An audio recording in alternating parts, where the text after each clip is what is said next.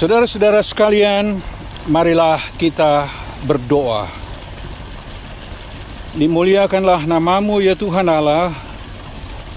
Kami boleh menikmati sukacita di minggu ini, di saat kami sebagai gereja Masih Injili di Minahasa merayakan bulan Gemim bersinode, saat kita mengingat kebaikan Tuhan sejak 30 September tahun 1934 yang lalu.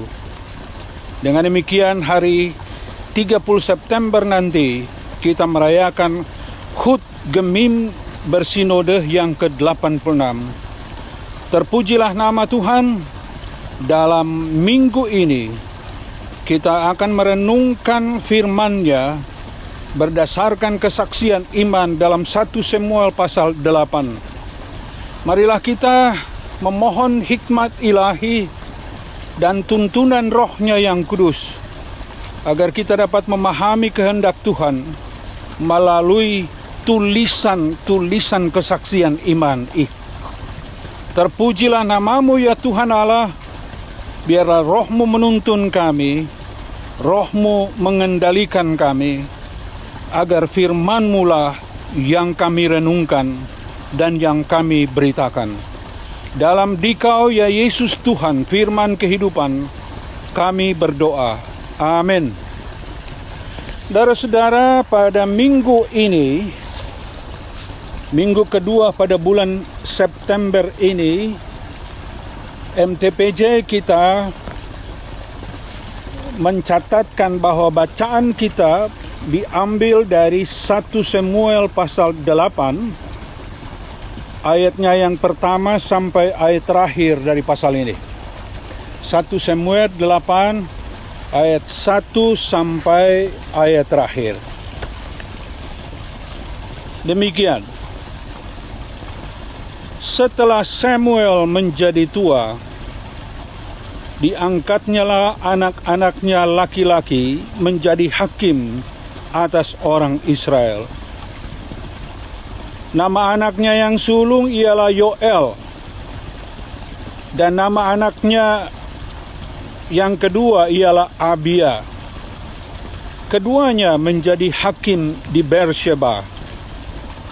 Tetapi anak-anaknya itu tidak hidup seperti ayahnya. Mereka mengejar laba, menerima suap, dan memutarbalikkan keadilan. Sebab itu berkumpullah semua tua-tua Israel. Mereka datang kepada Samuel di Rama dan berkata kepadanya, "Engkau sudah tua, dan anak-anakmu tidak hidup seperti engkau. Maka angkatlah sekarang seorang raja atas kami untuk memerintah kami seperti pada segala bangsa-bangsa lain." Waktu mereka berkata, "Berikanlah kepada kami seorang raja untuk memerintah kami," perkataan itu mengesalkan Samuel. Maka berdoalah Samuel kepada Tuhan. Firman Tuhan kepada Samuel, "Dengarkanlah perkataan bangsa itu dalam segala hal yang dikatakan mereka kepadamu. Sebab bukan engkau yang mereka tolak, tetapi akulah yang mereka tolak, supaya jangan aku menjadi raja atas mereka. Tetapi tepat seperti yang dilakukan mereka kepadaku sejak hari aku menuntun mereka keluar dari Mesir sampai hari ini, yakni meninggalkan daku dan beribadah kepada Allah lain, demikianlah juga dilakukan mereka kepadamu. Oleh sebab itu dengarkanlah permintaan mereka, hanya peringatkanlah mereka dengan sungguh-sungguh dan beritahukanlah kepada mereka apa yang menjadi hak raja yang akan memerintah mereka." Dan Samuel menyampaikan segala firman Tuhan kepada bangsa itu yang meminta seorang raja kepadanya. Katanya, inilah yang menjadi hak raja yang akan memerintah kamu itu. Anak-anakmu laki-laki akan diambilnya dan dipekerjakannya pada keretanya dan pada kudanya, dan mereka akan berlari di depan keretanya. Ia akan menjadikan mereka kepala pasukan 1.000 dan kepala pasukan 5.000. Mereka akan membajak ladangnya dan mengerjakan penuaian baginya. Senjata-senjata dan perkakas keretanya akan dibuat mereka. Anak-anakmu perempuan akan diambilnya sebagai juru campur rempah-rempah, juru masak dan juru makanan. Selanjutnya dari ladangmu, kebun anggurmu dan kebun zaitunmu akan diambilnya yang paling baik dan akan diberikannya kepada pegawai-pegawainya. Dari gandummu dan hasil kebun anggurmu akan diambilnya 1/10 dan akan diberikannya kepada pegawai-pegawai istananya dan kepada pegawai-pegawai yang lain. Budak-budakmu laki-laki dan budakmu perempuan, ternakmu yang terbaik dan keledai-keledaimu akan diambilnya dan dipakainya untuk pekerjaannya. Dari kambing dombamu akan diambilnya 1/10 dan kamu sendiri akan menjadi budaknya. Pada waktu itu kamu akan berteriak karena rajamu yang kamu pilih itu. Tetapi Tuhan tidak akan menjawab kamu pada waktu itu. Tetapi bangsa itu menolak mendengarkan perkataan Samuel, dan mereka berkata, "Tidak, harus ada raja atas kami." Maka kami pun akan sama seperti segala bangsa-bangsa lain. Raja kami akan menghakimi kami dan memimpin kami dalam perang. Samuel mendengar segala perkataan bangsa itu dan menyampaikannya kepada Tuhan. Tuhan berfirman kepada Samuel, "Dengarkanlah permintaan mereka dan angkatlah seorang raja bagi mereka." Kemudian berkatalah Samuel kepada orang-orang Israel itu, "Pergilah masing-masing ke kotanya." Demikian bacaan kita. Shalom, damai di hati, tabea. Saudara-saudara sekalian, bulan ini kita memasuki bulan syukur gemim, saat kita mengingat perbuatan tangan Tuhan yang telah menuntun gereja ini hadir secara mandiri sejak 30 September tahun 1934 yang lalu. Penginjilan yang telah dilakukan oleh para penginjil dari pelbagai penjuru, dari Eropa, dan kemudian yang hadir di tanah Minahasa, menjadi catatan penting bagian dari perenungan kita atas momentum perayaan 86 tahun Gemim Bersinode. Pada saat yang sama kita juga sebagai warga bangsa, kita harus menjalani kehidupan di tengah bangsa yang bergumul berkaitan dengan pandemi COVID-19 yang juga belum ada akhirnya.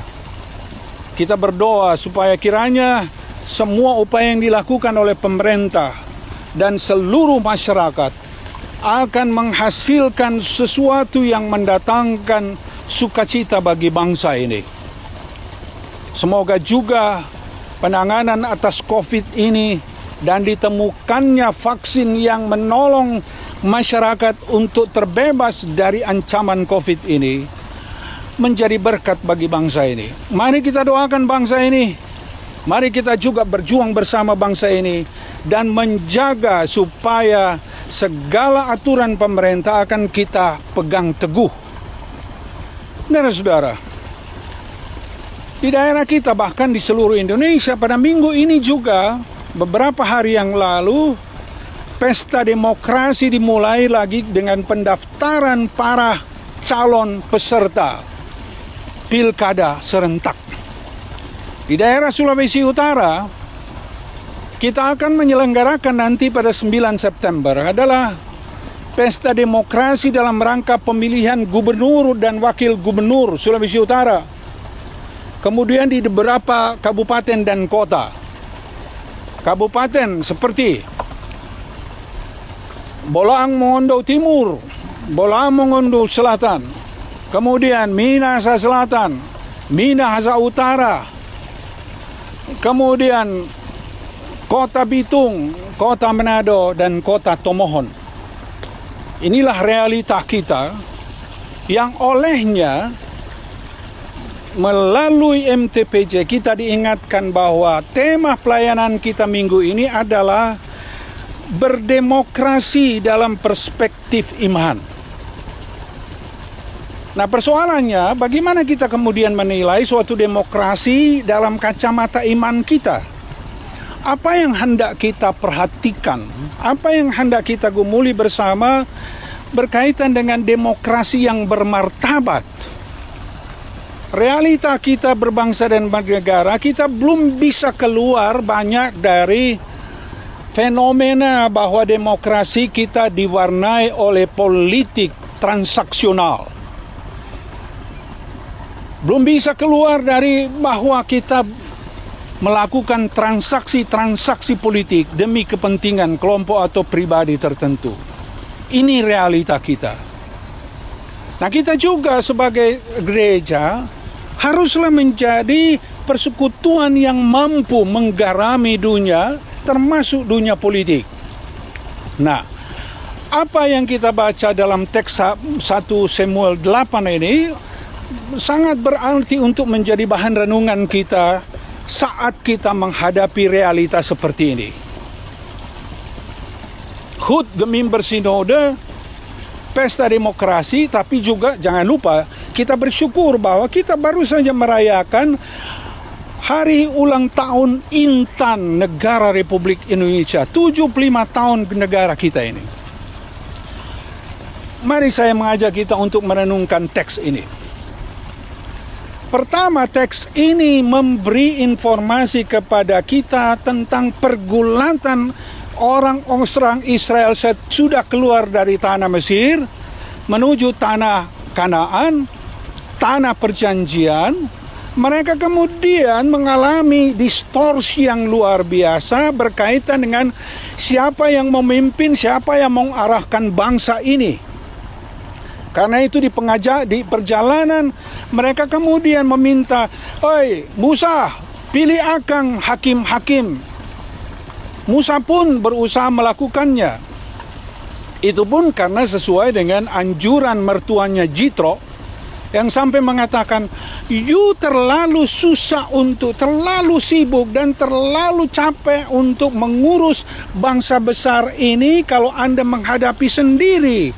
Harus libatkan orang, harus pilih orang yang punya potensi yang kuat untuk melayani bangsa ini. Untuk menyelesaikan masalah, mesti ada pemimpin sekian orang, 50 orang, ada pemimpin 100 orang, ada pemimpin 500 orang, ada pemimpin 1000 orang, yang ketika masalah-masalah besar barulah Anda tangani, sesudah tidak dapat ditangani oleh yang pemimpin. Jadi manajemen Jitro itulah yang mengantar Musa mengangkat para hakim. Karena itu dalam Keluaran pasal 18, terutama ayat 21, sesudah Jitro menasihati Musa, kemudian Jitro memberi pedoman, coba angkatlah pemimpin-pemimpin seperti itu. Tetapi pemimpin yang engkau angkat ada 4 kriteria yang dimunculkan di situ, yakni 1, dia cakap, dia punya kapabilitas untuk dapat memimpin dengan baik. Kedua, dia takut akan Tuhan. Ya. haruslah menjadi orang yang betul-betul memahami bahwa kepelayanannya sebagai pemimpin karena dia menjalankan amanat Tuhan. Yang ketiga adalah dapat dipercaya. Dapat dipercaya. Artinya kejujuran ada pada dirinya. Dan yang keempat adalah tidak pernah melakukan atau mempraktekkan suap. Orang yang benci suap. Karena itu sepanjang sejarah dalam perjalanan sampai tiba di tanah Kanaan, para hakim itulah yang melakukan dan turut membantu Musa melaksanakan kepemimpinan di Israel. Walaupun Musa tidak tiba sampai di Kanaan. Kita tahu semua sejarahnya. Tetapi di akhir periode, episode adanya hakim-hakim, justru hakim-hakim terakhir yang punya kapasitas yang hebat, yakni Eli dan Samuel. Akhirnya ketika Eli Samuel mengangkat anak-anaknya untuk menjadi penerus pewaris jabatan, mereka tidak mampu melaksanakan amanat itu. Saya berani mengatakan barangkali karena juga kehebatan Eli dalam kepemimpinannya, sehingga pelengkapan Hofni dan Pinehas, demikian juga Samuel, pelengkapannya terhadap Yoel dan Abia tidak berhasil membangun kualitas jati diri anak-anaknya untuk menjadi pemimpin yang hebat, penerus kualitas kepemimpinan ayah mereka, yakni Eli untuk Hofni dan Pinehas, dan Samuel untuk Yoel dan Abia.